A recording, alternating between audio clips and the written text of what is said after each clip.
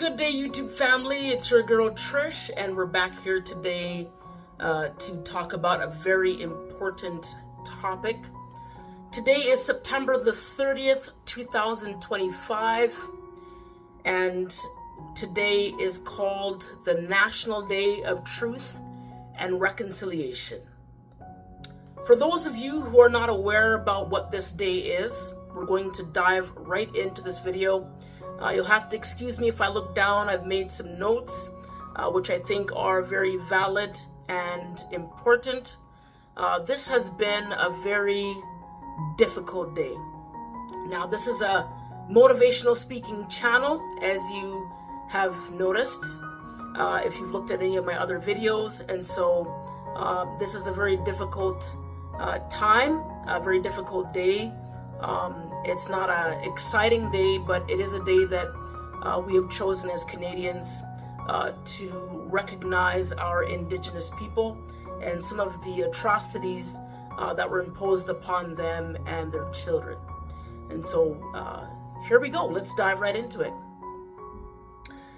The National Day for Truth and Reconciliation. This is not just another date on the calendar. It is a day to pause and remember and to reflect on the painful history of this land that we share.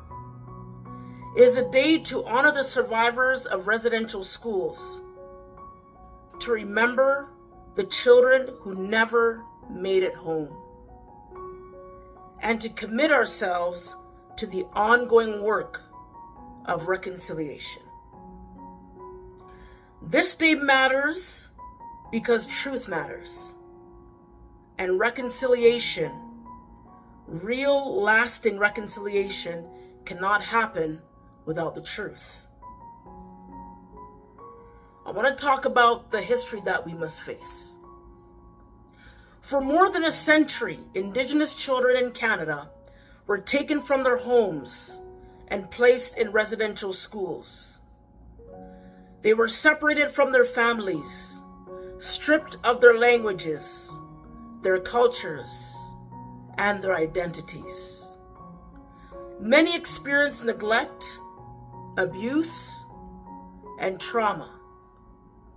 Thousands never returned home. I want you to let that sink in for a moment.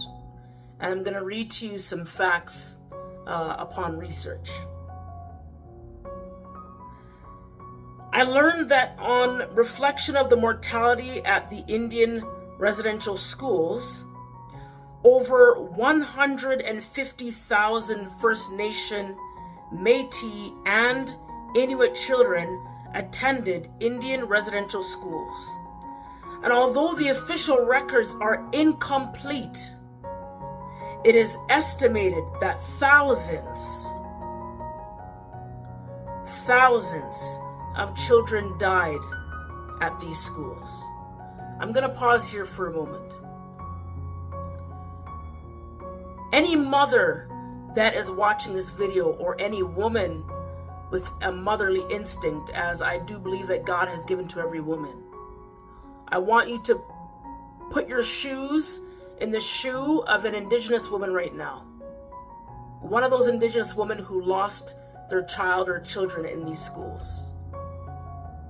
What type of emotions will be running through you at that given time if your children were taken from you and they never came back home? Let that sink in. And then to hear that they've passed away, they've died, they've been slain, they've been killed. I can't imagine the pain.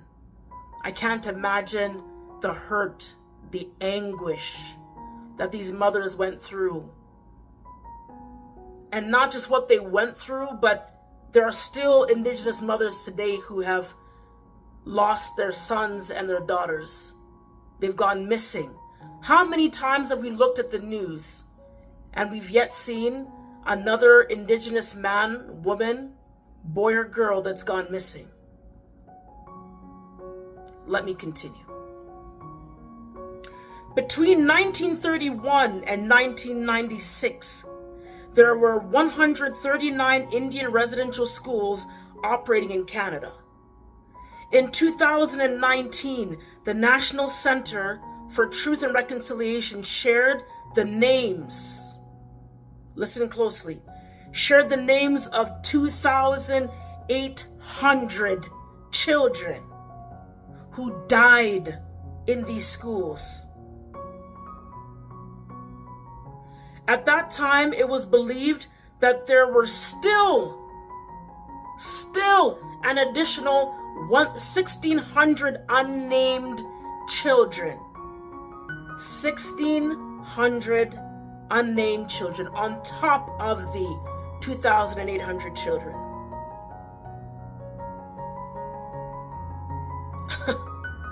I can't even begin to process.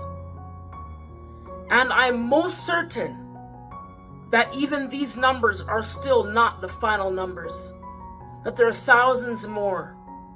It's bad enough for one child to have to lose their life and to never be able to be given the opportunity to live out their future of what they could possibly be, to grow up and have their own families. But thousands of children. I'm not gonna lie, y'all, today was a rough day for Trish. It was a rough day. I was at work and I cried multiple times throughout the day. And now, it is actually now evening time, and I'm just now finally trying to pull myself together. This was a hard day. Was a hard day. I want to give a special shout out to Kukum, Veronica, who came today at our clinic to talk to us so graciously and kindly about this National Day of Truth and Reconciliation, and to educate us. What a hard day. And it's not just today only, folks. This is an ongoing issue. For years and years, these issues and things have been going on in regards to the Indigenous people. And this is just one aspect of human rights, just one aspect of the trouble and trials that the Indigenous people have gone through. Only one aspect. If I wanted to cover them all, I'm sure I would be here for several weeks. Let's get back to our notes here. These schools were not just schools. They were tools of forced assimilation, designed to erase Indigenous cultures and ways of life. This is not ancient history. The last residential school closed in 1996, within many of our lifetimes. In 1996, I would have been about 9 years old at that time. Can you imagine? That's in my lifetime. The Truth and Reconciliation Commission, through years of testimony, gathered the stories of survivors. Those stories were painful, but they were powerful. Steps. One of the few steps for healing injustice. Why does the truth matter? Well, first of all, the truth is not easy to hear. It challenges the stories of many Canadians growing up believing about their country, but truth is necessary. Without acknowledging what really happened, there is no foundation for trust, healing, or reconciliation. Truth-telling restores dignity to survivors. It honors the memory of children who never returned home. It educates all of us so history does not repeat itself. And that was the thought that was going over in my mind today. Some people ask the question, why are you digging all of this up? Why are you putting all this out here for us to see? We need to see it. We need to talk about it. We need not to cover it up. For that simple reason, we don't want history to repeat itself. And listen, to all my indigenous brothers and sisters out there, I want you to know that I stand with you. I stand with you. My people also suffered the same suffering. Let me repeat that again. My people suffered as your people suffered. I join hands with you all today. And I want you to know that we care and we're standing with you. That you're not alone. You're not by yourself. When we choose to listen, when we choose to learn, we are saying that your story matters. Your pain matters. Your life matters. This is what truth does. It brings light into places where silence once lived. But you see, the truth is only the first step. Reconciliation is the journey forwards. And reconciliation is not just a word, it is an action. It is about restoring relationships, building respect, and creating a Canada where Indigenous and non-Indigenous people walk together as equals. Reconciliation means supporting Indigenous rights and sovereignty, protecting and revitalizing Indigenous languages and culture, recognizing the value of Indigenous knowledge, traditions, teachings, educating ourselves and future generations about this history. Reconciliation is not about forgetting the past. How many times have I heard that? Would you just get over it? No, we're not just going to get over it. And as I've already mentioned, but I'll mention it again, we do not want history to repeat itself. Reconciliation is not about forgetting the past. It's about facing it, learning from it, and committing to doing better. It is about creating a future where every single child, Indigenous or non-Indigenous, can grow up to be proud of who they are. So you're going to ask me, Trish, what does that mean for us here today?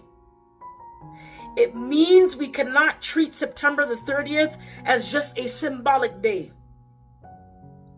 It must be a day of learning, reflection, and action. We wear orange shirts not as a fashion statement, but as a promise. A promise that every single child matters. Every single child matters. I don't think that moving forward, things will ever be perfectly normal. I mean, how can it be perfectly normal?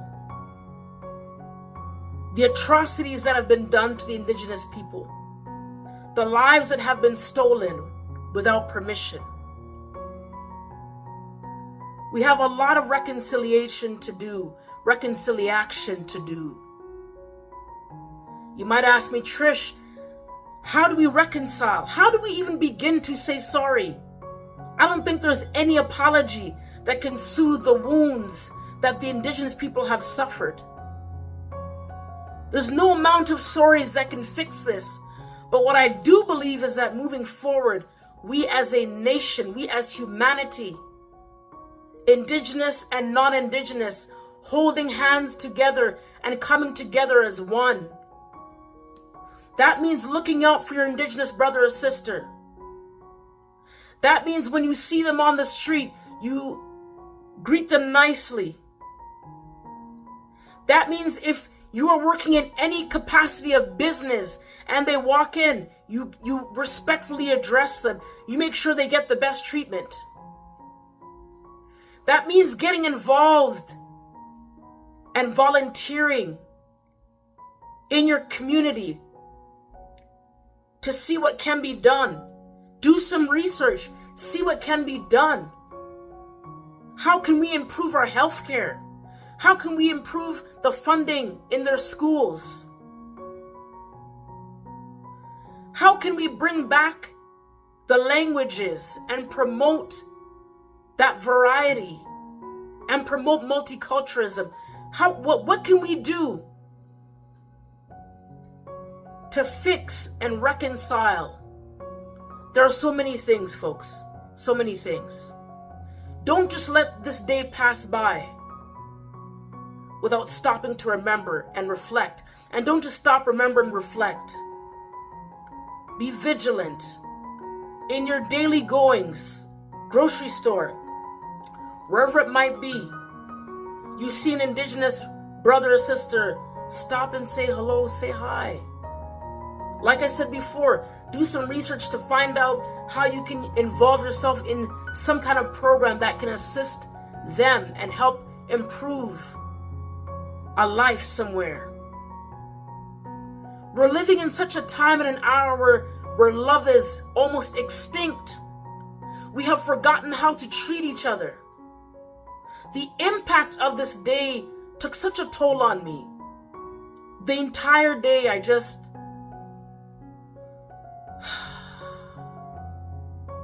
difficult. Very difficult. You might say, Trish, why are you taking it so hard? As I said before, my people also have suffered the same type of treatment. And unfortunately, this treatment continues today. How you're treated in the healthcare system, how you're treated when you go to school, when you go to work. People that say and do things that are discriminatory. It's all around us, folks. Wake up. It's all around us. So, if I can say anything positive and motivational to us today, again, I speak to every Indigenous man, woman, boy, and girl. At whatever stage of life that you're in, I want you to lift your head up high. I want you to do a deep dive into your culture, into its richness. Be proud of who you are. God has made you unique. He has created you unique. You're not a mistake. You're here on this earth for a reason and a purpose. And I want you to know that we love you. We're standing with you and moving forward. Let us keep our hearts and minds purposed on making a difference in whatever way we can. Listen, as always, I love y'all. I wish you a wonderful day. And when you see this video, I want you to stop, say a prayer for our Indigenous brothers and sisters, and let's ask God how can we contribute? What can we do to help reconcile? We can never get back the things that we've lost, but what can we do moving forward as a nation, as Canadians, as a people? What can we do moving forward to make a difference in someone's life? Well, as always, I'll see you in the next video. Bye.